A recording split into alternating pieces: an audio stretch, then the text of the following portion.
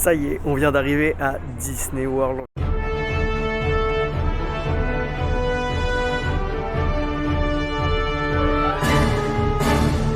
On vient d'arriver dans notre hôtel qui va être notre lieu de séjour pendant les 10 prochains jours, le Caribbean Beach Resort. Et puis, on s'y sent déjà bien.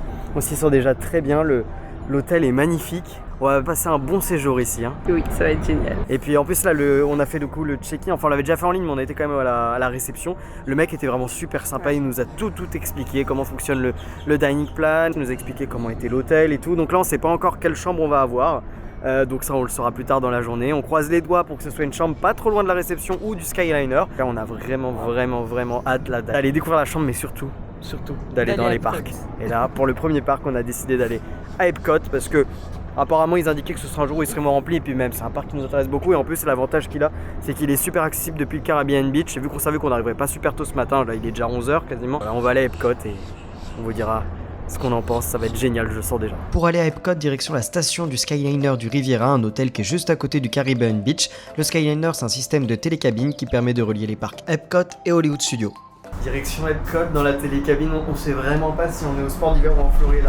Entre le télésiège à Blizzard Beach et la télécabine ici, c'est génial. À ce moyen de locomotion, il y avait personne, c'est génial. C'est vraiment le moyen VIP pour se rendre à Epcot. Là, on a hâte d'aller dans le parc et de faire les attractions. Ça y est, on vient d'arriver dans Epcot. Notre tout premier parc Disney, ça fait quelque chose d'être ici. Le parc que je vois depuis super longtemps en vidéo, là c'est incroyable. Et encore, on vient juste d'entrer. On est passé devant le pavillon anglais, il y avait un photographe tout seul, on a été le voir pour lui demander une photo et voilà, direct, on a eu notre première photo en photopass et c'est génial.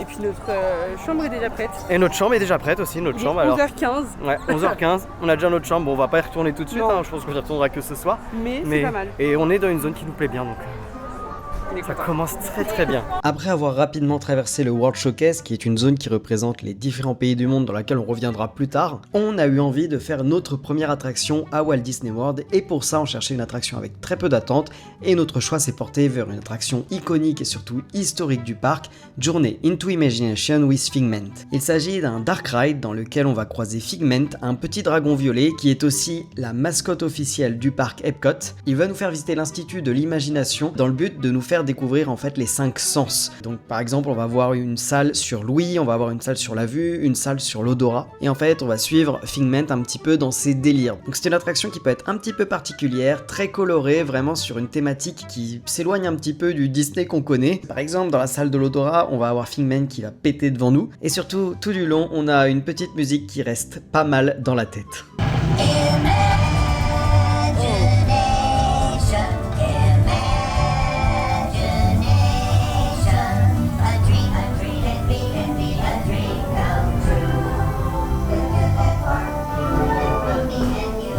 C'était rigolo. Ouais, on sort de Journée into Imagination et c'est... Ouais, ça fait l'affaire. C'est spécial. C'est pas l'attraction du siècle, mais il n'y a pas grand monde, ça se laisse faire, c'est sympa. Ouais. C'est nouveau surtout, on connaît pas, donc on découvre et ça, on sait qu'on va kiffer tout ce qu'on va découvrir quasiment. Ça. Après cette première attraction, il est maintenant temps d'aller manger et pour ça on se dirige vers le pavillon mexicain pour tester notre premier restaurant à Walt Disney World. J'ai faim et ça a l'air délicieux. Ça a l'air trop bon, là on a pris le trio de tacos, c'est poulet, porc et crevettes. Et avec des haricots rouges, avec du riz. Autre chose que des frites. On est dans le restaurant qui s'appelle la Cantina, dans le quartier mexicain, avec une sangria et une bière. Moi ma sangria je l'ai goûtée et elle est excellente. Elle est vraiment bonne, elle est très sucrée, elle est délicieuse. C'est bon? C'est super bon. Franchement, c'est super bon. J'ai hâte de goûter. La Cantina, c'était vraiment un excellent restaurant et juste après, on a fait un tour dans le pavillon mexicain qui a la particularité par rapport aux autres d'être quasiment entièrement en intérieur. On rentre dans une immense pyramide aztèque et à l'intérieur se trouve un petit village mexicain magnifique. En plus de ça, on a l'impression qu'il fait nuit. C'est vraiment très joli, on y trouve des boutiques, des restaurants et surtout une attraction, l'attraction Grand Fiesta Tour. Il s'agit d'un parcours en bateau dans lequel on va traverser différentes scènes qui rappellent le Mexique et plus généralement les pays sud-américains C'est une attraction qui est inspirée des films Saludos Amigos et Les Trois Caballeros, qui sont des vieux films Disney, dans lesquels notamment on va voir Donald qui est donc en Amérique du Sud et qui va devenir ami avec José Carioca et Panchito et créer le groupe de chant Les Trois Caballeros. Et donc ces trois personnages vont nous suivre tout au long de l'attraction. Et s'il y a une partie qui est vraiment magnifique, c'est le tout début où on est en fait encore dans le pavillon mexicain, au bord de la pyramide, et on longe le restaurant. Ça fait un peu penser à du Pirates des Caraïbes, mais c'est vraiment une super entrée en matière et l'attraction derrière est également très très jolie. Grande Fiesta Tour, très sympa. Oui, super sympa. Juste les écrans un petit peu étranges à des moments. Ouais, les écrans ils sont pas super bien incrustés, on voit bien que c'est des télés et tout.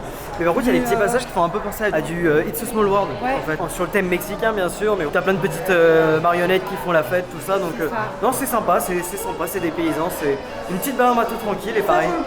Il y a personne de toute façon, donc c'est sympa. S'il y a bien un bâtiment qui est célèbre à Epcot et qui représente Epcot, c'est cette immense boule géodésique qui trône à l'entrée du parc. Cette boule iconique, c'est un peu ce qui donne cet aspect futuriste au parc, ou en tout cas à cette partie du parc. Mais cette boule n'est pas seulement décorative, à l'intérieur il y a une attraction, Spaceship Earth. C'est un dark ride dont le but est de nous montrer l'évolution des moyens de communication à travers les âges. Donc bien sûr, on va commencer à la préhistoire avec les premiers humains et on va traverser ensuite les différentes époques, comme par exemple la Rome antique, l'Égypte, pour enfin arriver à notre époque et ensuite le futur, enfin tel qu'il était vu par Epcot à ce moment-là. C'est une attraction longue et très complète dans laquelle on va voir énormément de choses, il y a beaucoup de scènes. Et en fait, en traversant les scènes, on va tranquillement monter vers le haut de la boule et ensuite on va avoir une longue redescente, et pendant cette redescente là, on va pouvoir à l'aide d'un écran interactif créer le futur de nos rêves. Ça permet de passer le temps lors de la descente et puis en plus on a nos photos qui s'affichent. Alors là, on peut voir par contre qu'il y a eu un souci avec la tête de Lauriane, on peut voir qu'elle avait pas été très bien prise en photo. Bon bah Spaceship Earth c'était vraiment génial. Il y a un aspect un petit peu culturel parce qu'en fait ça nous montre l'évolution des méthodes de communication à travers le temps, donc depuis la préhistoire jusqu'à aujourd'hui, jusqu'au futur. Alors c'est très long, c'est très long, là on a vu ça dure à peu près 17 minutes, donc c'est quand même très long, mais on voit pas le temps passer. Les animatroniques sont plutôt bien faits, et puis en plus bah, vous avez l'avantage de pouvoir mettre le texte en français, donc vous avez une voix qui vous parle en français, et voilà, donc si vous êtes pas trop bon en anglais, bah, cette attraction là vous pouvez la faire sans souci. Donc voilà, une très bonne attraction encore à Epcot. Bon, on vient de boire plein de sodas du monde. Et... il y en a qui sont bons, il y en a qui sont ignobles. En vrai, ils sont tous ultra sucrés. Et je suis écœuré là. Non, il y avait le Sprite au concombre. Ah oui, ça allait. Qui était hyper sucré, c'est du Sprite, mais super rafraîchissant. Mais là, ça m'a écœuré de fou. J'aime bien quand il y a du concombre dans les cocktails. Donc ça m'a écœuré de fou. Ah ouais, il y en a... j'en ai bu trop. Il est maintenant temps d'aller vers l'attraction qui me hypait le plus ici à Epcot, c'est Guardians of the Galaxy Cosmic Rewind. Bon, comme son nom l'indique, c'est une attraction thématisée sur le film Marvel Les Gardiens de la Galaxie, et il s'agit d'un spinning coaster de chez Vekoma qui a la particularité d'être très bien thématisé. C'est en fait un peu comme si c'était le pavillon de la planète Xendar qu'on va visiter, et on va suivre les Gardiens de la Galaxie dans une aventure dans l'espace, et c'est vraiment magnifique, on s'y croirait vraiment. Et en plus tout du long on est accompagné par de la musique qui, comme dans le film, vient des années 80. Il y a en tout 6 musiques qu'on peut avoir aléatoirement, ce qui fait que l'expérience est différente à chaque fois qu'on le fait. Bon, Cosmic Rewind, gros banger, hein, là... Je suis sur le cul, franchement il n'y a pas d'autre mot. Ouais, là c'était incroyable, c'est... Je sais pas comment le décrire, c'est pas des sensations extrêmes, justement c'est familial, et ça tourne pas non plus beaucoup, enfin c'est un coaster qui peut tourner, mais du coup c'est pas genre gerbant comme d'autres coasters peuvent l'être en fait. Moi qui suis malade très facilement dans les manèges, bah là non, absolument pas quoi. Et puis surtout on s'ambiance avec les musiques parce que bah, c'est les Gardiens de la Galaxie, donc il y a les musiques un peu rétro comme dans le film, et là on est tombé sur la musique September, et bah c'était vraiment super stylé. On peut regarder la carte même si je sais qu'on y va pas maintenant. Tu veux pas aller aux toilettes d'abord parce qu'après on va faire ce manège là je pense. Ah bon?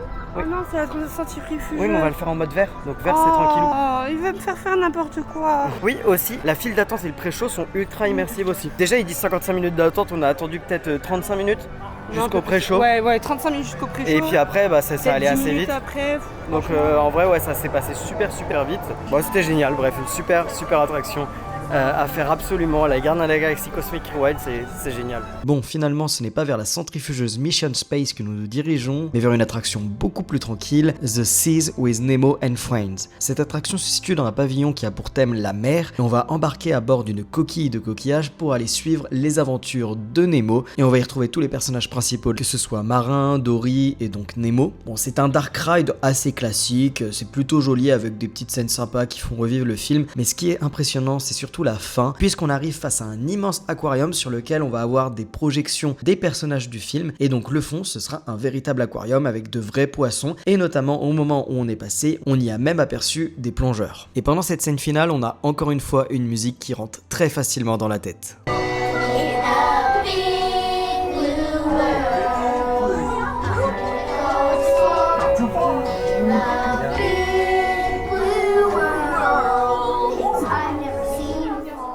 Puisque oui, quand on sort de l'attraction, on arrive véritablement dans le pavillon et en fait il s'agit d'un immense aquarium. On peut y accéder via plusieurs étages, il est vraiment énorme avec beaucoup d'espèces différentes. On peut y croiser des tortues, des requins, il y a également un bassin où on peut y croiser des lamantins. Vraiment c'est un des plus gros aquariums que j'ai pu voir de ma vie et ça reste assez impressionnant. A savoir que vous pouvez également aller voir l'aquarium sans faire forcément l'attraction Nemo, il y a une entrée sur le côté qui permet d'y accéder directement. On a été à un petit kiosque du Flower and Garden Festival là, qui s'appelle le Beach Grub ou quelque chose comme ça et on a pris le Seafood Bake, donc ouais, un petit plateau avec des crevettes, des palourdes, des moules et puis après il y a des saucisses, des patates et du maïs, donc voilà, on va se régaler. On part désormais se promener dans la partie World Showcase qui représente différents pays du monde dans différents pavillons et on commence par le pavillon canadien dans lequel on va voir le film Canada Far and Wide, un film à 360 degrés qui montre la beauté du Canada et ce pavillon est quand même très joli notamment avec ce canyon, c'est magnifique.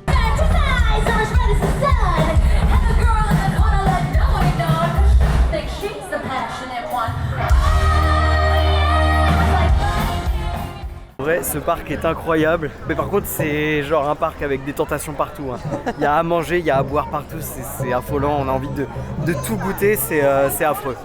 Mais je pense que des parcs Disney c'est le meilleur endroit pour aller manger parce que tu as des spécialités en fait de tout le monde entier, donc c'est super varié, c'est génial. Moi j'adore et puis je suis très gourmande donc pour moi c'est le parc idéal.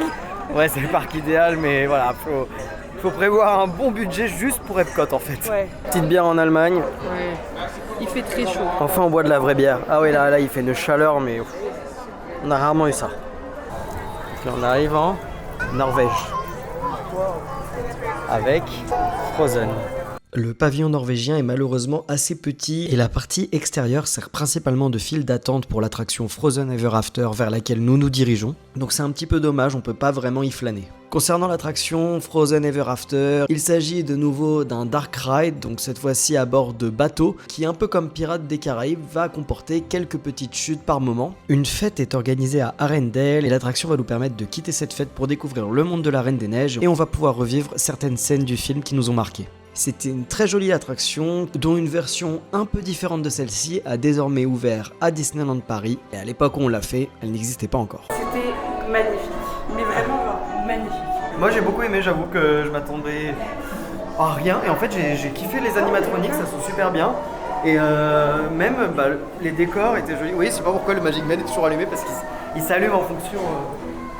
Tu vas où ? Bon, je reprends vu que je me suis fait interrompre. Oui, du coup, je disais que les décors sont magnifiques, vraiment. L'immersion était très bonne. Donc, ouais, bonne attraction. Donc, à voir si c'est exactement la même qu'on aura à Paris. Donc, je pense que ça peut être un bon ajout pour le parc. En tout cas, moi, j'ai vraiment aimé. Pour moi, c'est, je pense, mon top 1 de Dark Ride. Mais parce que j'aime aussi beaucoup la Reine des Neiges. Oui, t'aimes bien. Et puis, mais moi, je pense que c'est pour l'instant parce qu'il y a d'autres trucs très sympas à Disney, oui. Tu verras, qui vont nous attendre et qui peuvent le dépasser. Pour le moment, c'est ça. On verra. Très bonne attraction, Frozen Ever After. Il y a juste un peu beaucoup d'attente. Bon, on a attendu 55 minutes. Mais voilà. Ça a été au final. Ça s'est bien fait parce qu'on est dans l'endroit climatisé, donc au moins ça nous fait respirer. Et voilà, un peu loin de la chaleur. Juste à côté se trouve le pavillon chinois dans lequel on a été quand on avait un peu de temps avant de manger. Donc on a été voir le film Reflection of China qui, comme au Canada, est un film à 360 degrés qui vous montre les merveilles de la Chine. Alors personnellement, j'ai préféré le film du Canada parce que je trouvais que celui de la Chine était un petit peu vieillot, mais on voit quand même de très beaux paysages et ça fait une belle publicité pour le pays. Mais il est maintenant temps d'aller manger et pour ça, direction le pavillon japonais qui est vraiment magnifique de l'extérieur. Donc là, on vient d'arriver au Tepanedo. On a une réservation à 19h, mais ce qu'il faut savoir, c'est que c'est pas parce que vous avez une réservation à 19h que vous mangerez à 19h qu'on va vous prendre votre numéro de téléphone et on va vous envoyer un SMS quand vous pourrez venir manger. Et si, comme nous, vous n'avez pas de numéro de téléphone ou alors vous n'êtes pas sûr que ça va passer vu qu'on est aux États-Unis, on nous donne à la place un beeper qui va sonner quand ce sera l'heure de manger. Donc nous, on nous a dit que ce serait, je crois, entre 10 et 15 minutes. Et d'ailleurs, ils ont pensé à tout Disney parce que juste à côté de la zone où on doit attendre, il y a un petit bar. Donc comme ça, pour attendre, vous pouvez consommer. pour eux c'est tout bénef quoi. Ah, le tepanedo, qu'est-ce que c'était bon. Dans ce restaurant, vous allez être placé sur une table en U, donc vous allez forcément être à côté de personnes d'autres groupes si vous êtes un petit groupe comme nous, mais c'est pas un problème, ça permet de discuter un peu, de faire connaissance, même si nous on n'a pas trop parlé, mais voilà, ça reste une ambiance qui est quand même assez conviviale. Et le principe, c'est qu'en fait, en face de vous, vous avez des plaques de cuisson qui vont servir à préparer votre repas. Vous allez avoir un chef qui va venir directement à votre table et qui va cuire les différents aliments, que ce soit les légumes, que ce soit les viandes, les poissons, directement devant vous, tout en faisant un petit spectacle, bien sûr, en jonglant avec les outils, en faisant une sorte de petite chorégraphie. C'est vraiment un spectacle à part entière, le tepanedo, ce qui fait que c'est cool parce que vous avez de l'animation tout au long du repas. Pour les boissons, je suis parti sur un Tokyo Sunset. C'était un cocktail très bon à base de rhum à la noix de coco, de crème de banane, de liqueur de pêche et aussi de jus d'ananas. C'était vraiment très bon, très sucré, mais vraiment rafraîchissant.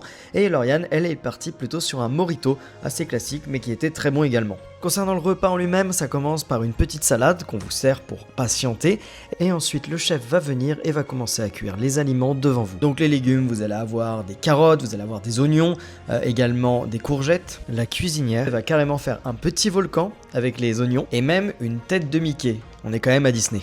Et également, bien sûr, il va y avoir des nouilles avec tout ça. Ce qui fait ensuite un très bon petit plat de nouilles et de légumes, c'était vraiment excellent. Et ensuite, avec ces légumes, vous avez le choix entre du saumon, des crevettes, du bœuf et du poulet. Il y a également des assortiments, notamment moi j'avais pris du poulet et du bœuf, et Lauriane avait pris des crevettes avec du bœuf. Et voici la petite assiette que ça nous faisait, et bien sûr cela est servi avec du riz. Et pour le dessert, j'ai pris une boule de glace matcha et Lauriane a pris un cake à la mangue. Du coup on vient de sortir du tepanedo, donc premier restaurant à table qu'on fait ici à Disney World. Et c'était délicieux. En fait c'est que c'est un petit spectacle, le mec il fait son show. C'est ça, voilà. c'est une La expérience fille en à vivre l'occurrence en pour fait. nous. Et puis la nourriture était excellente, le bœuf. Toi tu m'as même dit à un moment, je pense que c'est le meilleur bœuf que j'ai mangé. Ouais. Parce que c'est vrai qu'il était très tellement bon. Et le poulet délicieux aussi, donc Et les nouilles, incroyable. les nouilles étaient très bonnes. Ouais, les nouilles aussi, tout c'était était bon en très fait. bon. Et puis il y avait ce qu'il fallait, Et c'est copieux, hein. Ouais, c'était copieux et même avec le dessert et tout, c'était délicieux. Je le recommande chaudement ce petit restaurant. À peine sorti du restaurant, il est temps de se placer pour le spectacle du soir Luminous. Et le gros point positif de ce spectacle, c'est qu'il se situe au milieu du lac du World Showcase, donc on peut le voir de n'importe quel pavillon autour, ce qui fait qu'il n'y a pas forcément besoin de venir très tôt en avance pour avoir une bonne place, puisque le tour du lac est absolument immense, donc il y a vraiment de la place pour tout le monde. Concernant le spectacle, c'est un spectacle surtout avec des fontaines d'eau et des effets pyrotechniques. Il n'y a pas vraiment de projection, donc ça va être vraiment une sorte de spectacle musical avec des effets visuels. Honnêtement, c'est pas le meilleur spectacle nocturne que j'ai vu dans un parc Disney. C'était sympa, mais voilà, il nous a pas vraiment transporté. On a trouvé que c'était un petit peu ennuyant, qu'il n'y avait pas forcément énormément de choses à voir. Bon, ça reste un bon moyen de finir sa journée à Epcot, c'est très sympa, mais c'est pas le spectacle du siècle et on est resté un petit peu sur notre faim. Cet épisode est maintenant terminé, j'espère qu'il vous a plu. N'hésitez pas à vous abonner, n'hésitez pas à liker la vidéo, n'hésitez pas aussi à commenter. On se retrouve très vite pour la suite de nos aventures à Disney World.